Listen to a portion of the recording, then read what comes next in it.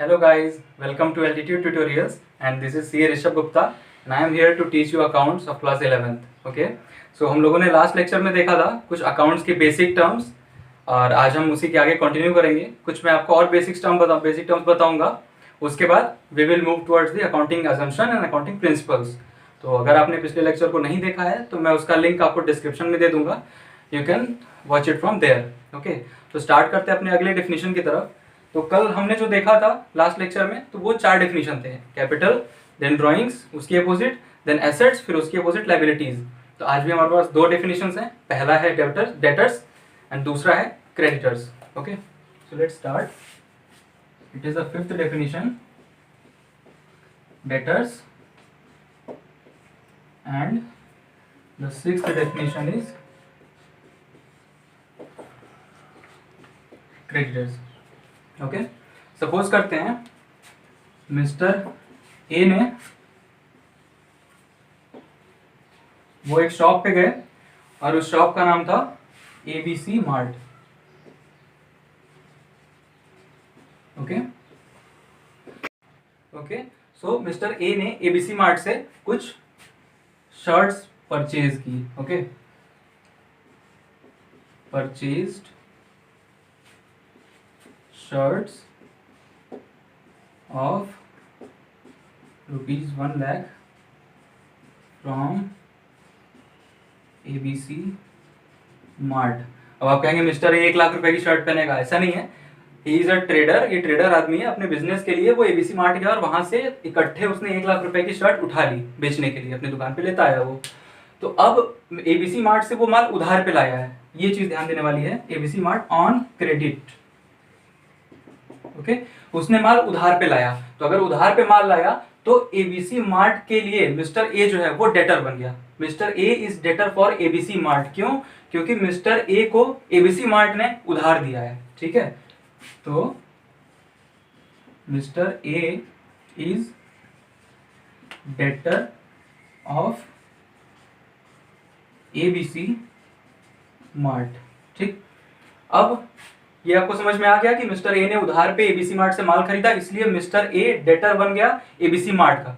Debtor word जो बना है वो एक वर्ड से बना है जिसको बोलते हैं डेट, DEBT, डेट। तो डेट का मतलब होता है ऋण। ऋण मतलब उधार। ठीक है, तो उधार शब्द से ये बना है, इसने इस यहां से माल उधार लिया, that is why he is debtor. आते हैं अगली डेफिनेशन की तरफ, क्रेडिटर। अब ABC मार्ट जो है वो मिस्टर ए के लिए क्रेडिटर है। क्यों? क्योंकि उसने माल क्रेडिट पे मिस्टर ए को बेचा है। सो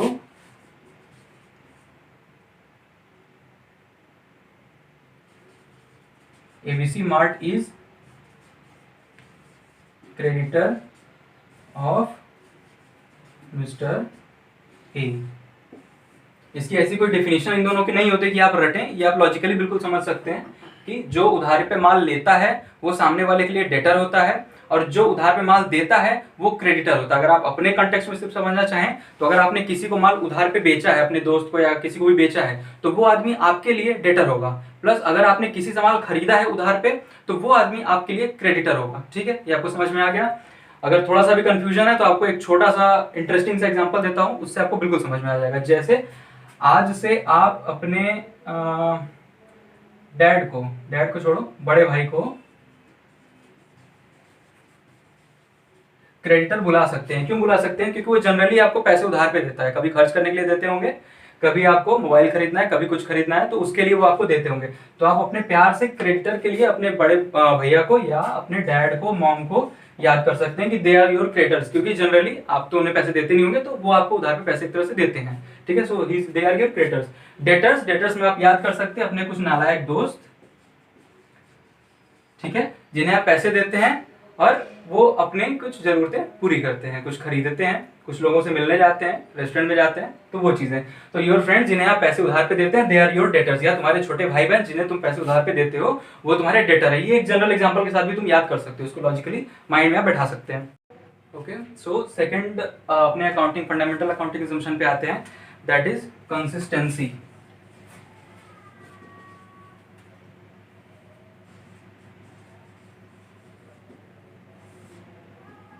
कंसिस्टेंसी ये क्या कहता है कंसिस्टेंसी से आप हमारा मतलब ये है कि कोई भी अकाउंटिंग प्रिंसिपल अगर हम फॉलो करेंगे, कोई भी एक पॉलिसी अगर हम बनाएंगे अपने बिजनेस में, तो उस पॉलिसी को हम अगले सालों में भी फॉलो करेंगे। ऐसा नहीं कि हमने अगर एक साल कोई पॉलिसी बनाई अपने अकाउंट्स बुक को मेंटेन करने के लिए या एंट्रीज को रिकॉर्ड करने के लिए, ट्रांजेक्शन्स को रिकॉर्ड करने के लिए, तो ऐसा नहीं है कि हम उस प्रिंसिपल को या उस अपने जो हमने सेट किया है पैरामीटर उसको हम चेंज कर देंगे अगले ही पल या अगले ही साल। ऐसा नहीं होता है।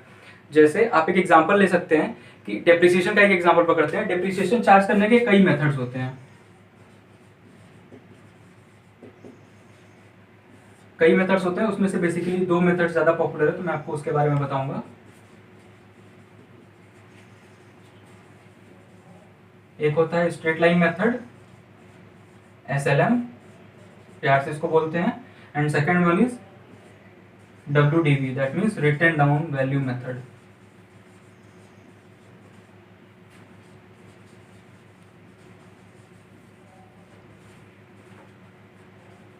ठीक है, आप लोग घबराइएगा नहीं, ये थोड़ा सा हायर लेवल का है, बट ये आपको मैं वापस से रिपीट करूंगा जब इसके डेप्रिसिएशन के चैप्टर में होगा। अभी बस जनरली आपको इन चीजों से कोरिलेट करने के लिए बताया जा रहा है। ठीक है, तो डेप्रिसिएशन के 2 तरीके होते हैं, पहला स्ट्रेट लाइन मेथड, दूसरा WDV, that is written down value method. इन दोनों मेथड में डिफरेंस क्या होता है? 2 बिजनेस का एग्जाम्पल लेते हैं। एक बिजनेस है मिस्टर ए का, ठीक है, एक बिजनेस है मिस्टर बी का।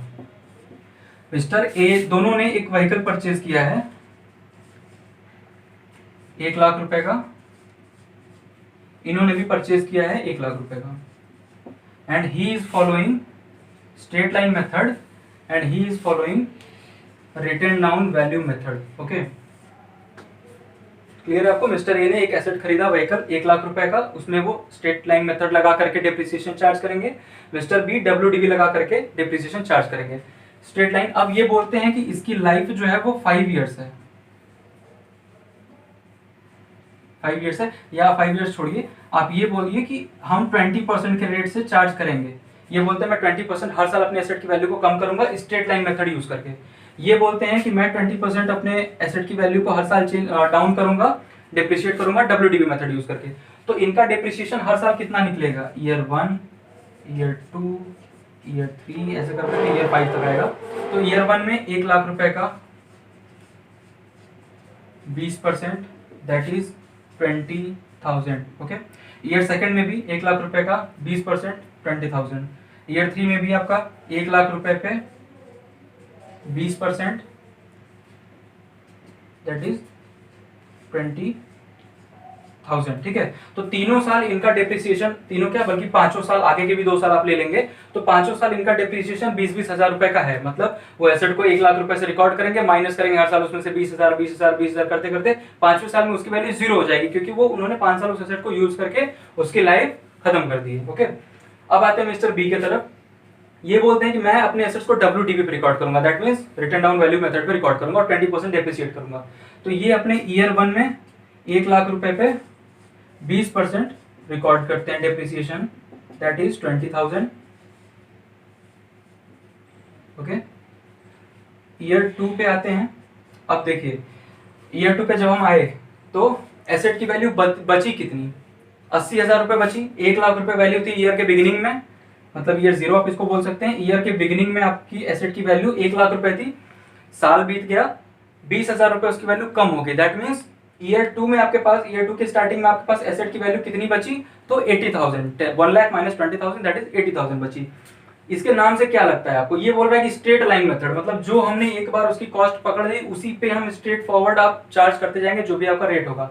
ये बोलता है written down value method, value write down करके जितनी आएगी हम उस पे 20% या उस पे जो भी रेट होगा डेप्रिसिएशन का वो हम चार्ज करेंगे। ठीक है, तो 1 लाख रुपए पे पहले साल हमने 20% चार्ज किया, दूसरे साल उसकी रिटर्न डाउन वैल्यू कितनी आई? तो 1 लाख माइनस 20,000, दैट इज 80,000। तो अब हम क्या करेंगे? 80,000 पे 20% चार्ज करेंगे, 1 लाख माइनस 20,000 पे 20%, दैट इज 80,000 पे 20%, 16,000। ठीक, अच्छी बात है। अब आते हैं ईयर 3 पे। ईयर 3 में क्या है कि 1 लाख रुपए में से अब आपकी वैल्यू कितनी बची? 1 लाख माइनस 20,000 माइनस 16,000। ओके, तो अब आप उस पे चार्ज करेंगे 1 लाख माइनस 20,000 माइनस 16,000। अब इस पर आप 20% चार्ज कर लेंगे, ठीक है। तो इस पे आप 20% चार्ज करेंगे। ऐसे ही करते करते ईयर 4 एंड ईयर 5 में भी आप क्या करेंगे कि जो वैल्यू आपकी निकल के आ रही है उसमें से 20% माइनस करके चार्ज करेंगे। तो आप देख सकते हैं इन दोनों मेथड्स में डिफरेंस क्या है। पहले साल दोनों इक्वल थे, दूसरे साल ये 20 है मगर ये 16 हो गया, तीसरे साल ये 20 है मगर ये 16 से भी कम आ जाएगा। क्यों? क्योंकि मैंने 16,000 और उसमें से लेस कर दिया वैल्यू में से। तो इन दोनों मेथड्स में डिफरेंस है। तो यही कहा गया है मेरे कंसिस्टेंसी कॉन्सेप्ट में कि अगर कोई बिजनेसमैन एक बार जो प्रिंसिपल अपने बिजनेस में लगा लेगा उसी बिजनेस को कंसिस्टेंटली लॉन्ग टर्म तक फॉलो करता रहेगा, ठीक है। तो अगर मिस्टर ए ने एसएलएम मेथड चूज किया तो मिस्टर ए एसएलएम मेथड से ही ये डिप्रिसिएशन चार्ज करेंगे। मिस्टर बी ने अगर डब्ल्यूडीबी मेथड पकड़ा है तो वो डब्ल्यूडीबी मेथड से ही डिप्रिसिएशन को चार्ज करेंगे। बात आती है कि सर इससे बेनिफिट क्या होता है। तो इससे बेनिफिट ये होता है, कंसिस्टेंसी मेथड फॉलो करने से बेनिफिट ये होता है कि समझिए कि आपने पहले साल स्ट्रेट लाइन मेथड यूज करके अपने प्रॉफिट को 20,000 रुपए से कम किया या एसेट की वैल्यू को 20,000 रुपए से कम किया, ठीक है। नेक्स्ट ईयर भी आप क्या करते हैं कि स्ट्रेट लाइन मेथड फॉलो करते हुए अपने एसेट को 20,000 रुपए से कम कर देते हैं, तो आपके एसेट की वैल्यू बचती है 80,000 रुपए। अब सोचिए कि तीसरे साल में आपने क्या किया कि आप इस मेथड से स्विच कर गए इस मेथड पे अचानक से, तो आप क्या करेंगे, यहाँ पे आपके एसेट की वैल्यू कितनी बची, 20,000 40,000 रुपए घट जाएगी। एसेट की वैल्यू आपकी बचेगी 1 लाख माइनस ये वाला 20 माइनस ये वाला 20, एसेट की वैल्यू बचेगी आपकी 60,000। तो अब आप इस 60,000 पे 20% लगा देंगे, 12,000 रुपए का डिप्रिसिएशन लगा देंगे। तो इससे क्या हुआ, एक इनकंसिस्टेंसी अराइज हो गई कि जो एसेट सिस्टमैटिक तरीके से डाउन जा रहा था, अचानक से जो आदमी कंपैरिजन करता रहेगा उसको समझ में ही नहीं आएगा कि अचानक के बीच में वैल्यू क्यों झोल हो गया, वैल्यू में क्यों डिफरेंस आ गया। क्योंकि उसे पता है कि एसएलएम मेथड का फॉर्मूला क्या है या वो कैसे वर्क करता है। वो तो 1 लाख रुपए पे ही 20% कैलकुलेट करेगा, पर वो थर्ड ईयर में आएगा तो उसे दिखेगा ये तो 12,000 रुपए है, ये कैसे हो गया। तो ये डाउट भी क्रिएट करता है और ये प्रेजेंटेशन सही नहीं देता पिक्चर की, ठीक है। सेम यही यहाँ पे भी वही चीज है, डब्ल्यूडी फॉलो करते करते अचानक आप अगर एसएलएम फॉलो कर लेंगे तो 1 लाख रुपए पे आप 20% चार्ज कर देंगे, तो उससे क्या होगा, फिर आपका डिप्रिसिएशन अचानक से 16 के बजाय 20 हो जाएगा। तो that is also not a good thing, ठीक है। तो इस वजह से कंसिस्टेंसी कॉन्सेप्ट हमको फॉलो करना होता है। बाकी डिप्रिसिएशन की डिटेल मैं आपको बाद में बताऊंगा। मेरा मेन एम था आपको कंसिस्टेंसी का मतलब बताना कि कंसिस्टेंसी प्रिंसिपल का मतलब ये होता है कि आपने जो एक बार प्रिंसिपल्स को अडॉप्ट कर लिया आप उसी को लेकर के आगे भी चलेंगे। इससे आपके बुक्स ऑफ अकाउंट्स जो है वो ट्रांसपेरेंट दिखते हैं और कंसिस्टेंट दिखते हैं, सही दिखते हैं, ठीक है। ओके, सो 2 अजम्पशंस के बाद हम लोग आते हैं अपने तीसरे अजम्पशन पे, दैट इज एक्रूअल, ठीक है। ये भी तीसरा एक फंडामेंटल अजम्पशन है अकाउंटिंग का, इसको बोलते हैं एक्रूअल। समझते हैं पहले ये क्या कहता है, एक लॉजिकल तरीके से चलते हैं। एक साल के अंदर अंदर या एक महीने का पहले एग्जांपल लेते हैं, एक महीने में आपने कितना पैसा कमाया, ठीक है। उस चीज का आइडिया लगाने के लिए कुछ नियम फॉलो करने चाहिए। जैसे अगर आपने आज की डेट पे कोई माल बेचा है, आज बेचा है, पैसा भी आपको नहीं मिला है, आज आपने बेच दिया, तो आपको आज ही अपने पास रिकॉर्ड कर लेना चाहिए कि भाई मैंने 1 लाख रुपए का माल बेच दिया। आपने आज किसी से माल परचेज किया तो आपको रिकॉर्ड कर लेना चाहिए कि आज आपने माल भी परचेज किया है 80,000 रुपए का, ठीक है। तो 1 लाख रुपए का माल बेचा, 80,000 रुपए का आपने उसको माल खरीदा था 80,000 रुपए में, तो 20,000 रुपए जो है ये आपका प्रॉफिट निकल के आएगा। ये फैक्ट है कि 20,000 रुपए प्रॉफिट निकल के आएगा, बट होता क्या है, पीरियड इसका ना चेंज हो जाए। जैसे मैं आपको एग्जांपल देता हूं कि 1 लाख रुपए का माल आपने बेचा, sales, your sales is ₹1 lakh on 5th February 2020, ठीक है।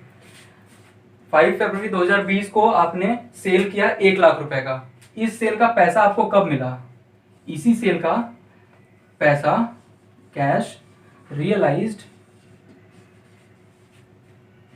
₹1 लाख। ये 1 लाख रुपए आपको कब रियलाइज हुआ, आपको कब उस आदमी ने पैसा दिया, यहाँ पे आपने उधार में माल बेचा था, वही 1 लाख रुपए आपको कब वापस मिल रहा है, 21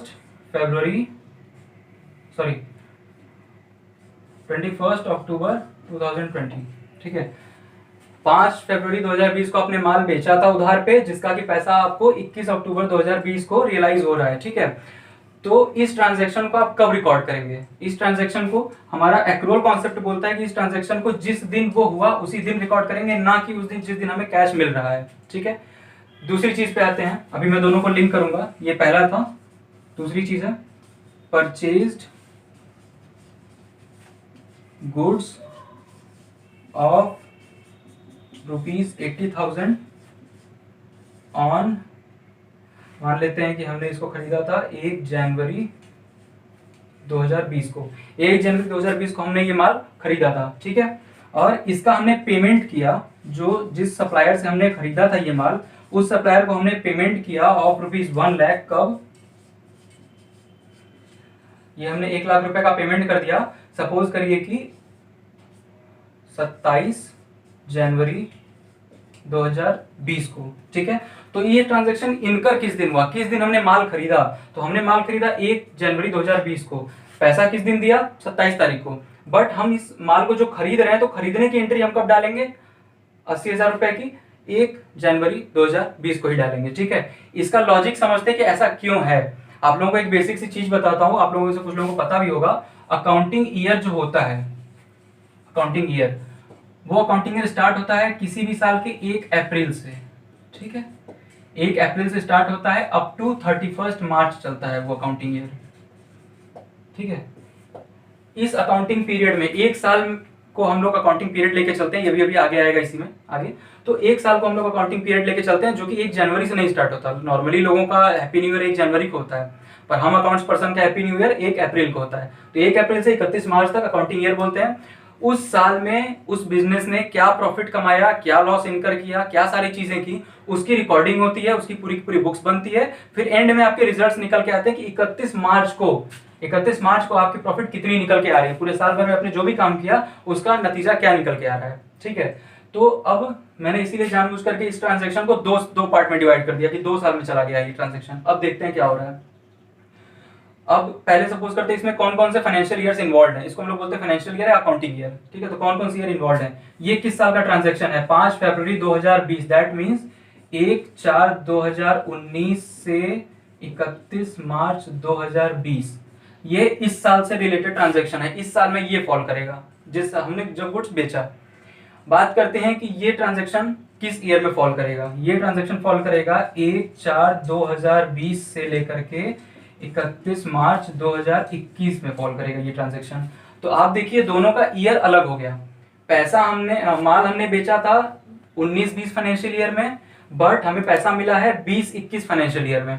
तो यहाँ पे ये कॉन्सेप्ट बड़ा ही इंपॉर्टेंट है। वैसे तो ये हर जगह इंपॉर्टेंट है, बट इस केस में ये कॉन्सेप्ट बड़ा ही इंपॉर्टेंट है। क्यों इंपॉर्टेंट है?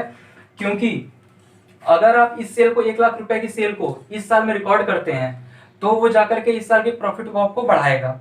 अगर आप इस सेल को इस साल ना रिकॉर्ड करके जब आपको पैसा रियलाइज हो रहा है तब कर रहे हैं, दैट मींस अगले साल कर रहे हैं, तो जो आपकी इस साल की बुक्स को देखेगा, इस साल की प्रॉफिट एंड लॉस अकाउंट को देखेगा, उसे ये प्रॉफिट नहीं दिखेगी। That is a wrong thing, क्योंकि आपने वो माल पहले ही बेच दिया है। बस दूसरा इवेंट रह गया है कि आप उस आदमी से पैसा लेना बाकी रह गया है, बट माल तो आपने बेच ही दिया है। पैसा आज नहीं तो कल आप ले लेंगे, but you have incurred a profit in this year only, ठीक। यही चीज बोलता है मेरा अक्रूवल कॉन्सेप्ट। दूसरी चीज पे आते हैं, हमने गुड्स परचेज किया है 1/1/2020 को और पेमेंट किया है 27/1/2020 को। लॉजिकली देखेंगे तो ये दोनों ही ट्रांजैक्शंस आपकी 1920 में फॉल करती हैं। दैट मींस 1/4/2019 से लेके 31/3/2020 इसी साल में फॉल कर रही है, ये भी और ये भी। बट फिर भी ये कॉन्सेप्ट बोलता है कि जिस दिन ये ट्रांजैक्शन हुआ हम उसी दिन इसको रिकॉर्ड करेंगे, जिस दिन हमने परचेज किया। तो अब अगर एक लेमैन की तरह हम प्रॉफिट निकालेंगे, कितना हमें प्रॉफिट हुआ इन द ईयर 1920 में, एक सेकेंड में, चलिए ठीक है, 1920 में कितना प्रॉफिट हुआ ये निकालते हैं। तो हमने सेल किया क्या, ये 1,00,000 रुपए का माल हमने सेल किया था 5 फरवरी को, ठीक है। तो सेल हमारी कितनी हो गई? 1,00,000 रुपए की, एंड माइनस परचेज, हमने परचेज कितने का किया था? 80,000 रुपीज का किया था। तो हमारा प्रॉफिट कितना निकल करके आ रहा है? 20,000 रुपए की प्रॉफिट हमें हुई है। किस साल में हुई है? 1920 में, ठीक है। ये कब हो रहा है? जब हम एक्रूवल कॉन्सेप्ट को फॉलो कर रहे हैं, जो कि करना चाहिए। क्योंकि अगर आपके पास से माल बिक गया है, वो माल आपके पास है ही नहीं, तो आपको उसको जरूर सेल दिखाना चाहिए तुरंत, ठीक है। तो 1920 का ये है जब आप एक्रूवल कॉन्सेप्ट को फॉलो कर रहे हैं, एक्रूवल कॉन्सेप्ट को फॉलो कर रहे हैं। सपोज करते हैं अगर आप एक्रूवल कॉन्सेप्ट को नहीं फॉलो करते तो क्या होता, ठीक है। अगर आप एक्रूवल को फॉलो नहीं करते तो क्या होता? तो आप इस सेल को रिकॉर्ड नहीं करते, 1,00,000 रुपए की सेल आप रिकॉर्ड ही नहीं करते, आप परचेज रिकॉर्ड करते और बोलते वो परचेज मेरे पास रह गया, आज भी रह गया, तो इस वजह से आपकी लॉस नहीं आएगी, वो परचेज आपके पास स्टॉक बन के रह जाएगा, ठीक है। एक तरफ आपने माल परचेज किया, वही परचेज माल आपके पास स्टॉक बन के रह गया, आप ना जीरो प्रॉफिट पे ना जीरो लॉस पे है, ठीक है। जीरो प्रॉफिट जीरो लॉस की स्थिति पे हैं आप। तो ये डिफरेंस है एक्रूवल कॉन्सेप्ट में और non accrual. So we follow accrual concept because it is fundamental accounting assumption, okay. तो accrual we should follow. Okay so guys ये हमारे कुछ अकाउंटिंग असम्पशंस थे बेसिक 3। अब उसके बाद हमारे आएंगे अकाउंटिंग प्रिंसिपल्स, जो कि 9 अकाउंटिंग प्रिंसिपल्स हैं। तो उन्हें मैं अगले लेक्चर में टेकअप करूंगा। वो भी बड़े सिंपल से हैं, बड़े लॉजिकल से हैं। मैं आपको कुछ भी क्रैम अप नहीं करवाऊंगा, रटाऊंगा नहीं, बस आपको सिंपली फ्लो में सारी चीजें बता दूंगा कि आपके माइंड में एक बार वो चीजें सेट हो जाए, फिर आप आगे उसको फर्दर बुक रीड करके भी समझ सकते हैं। नहीं समझ आता आप मुझे कमेंट में पूछ सकते हैं, मैं आपको वो चीज क्लैरिफाई कर दूंगा। Okay so we will start with this in our next lecture. Till then take care and don't forget to subscribe this channel, and if you really enjoyed studying on this channel and enjoyed this video, then do share with your friends or keep studying. Stay safe. Okay, so take care. Bye bye.